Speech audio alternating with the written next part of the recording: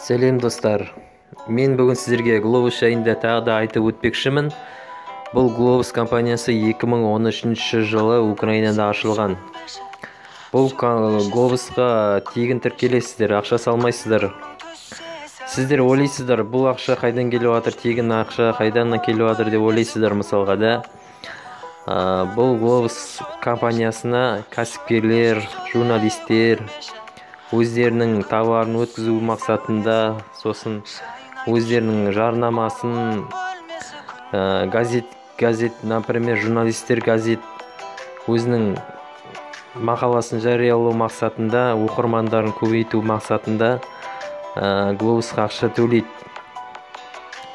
Globus өзінің ақшасын алғаннан кейін қалған ақшасын бізге реклама ретінде жібереді көруге. Біз рекламаны көргеніміз үшін ақша аламыз. Қазір сіздерге көрсетейін, қандай реклама келген екенін, соны сіздерге қазір көрсетемін сіздерге. Бұл тіркелу үшін Play Market'тен Globus скачать етіп аласыздар да, почтамен тіркеліп жұмыс жасай бересіздер. Тегін жасайсыздар, бұл жұмысқа ешқандай ақша салмайсыздар. Міне, есть новая реклама деп, маған реклама келді.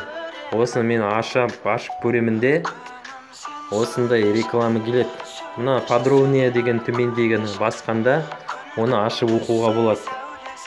Мына жоғарында X тұр, соны X-ті басып тастасам, маған ақша түседі. Мен уже бұл Globus'тан $100 шығардым мен деген. Қазір менде жиналғаны $8. Мына астында история платежі деген бар. Менің шығарған ақшаларым осы $11, $10, $16, $13. Осы мен осыны WebMoney'ге аудардым, шығардым.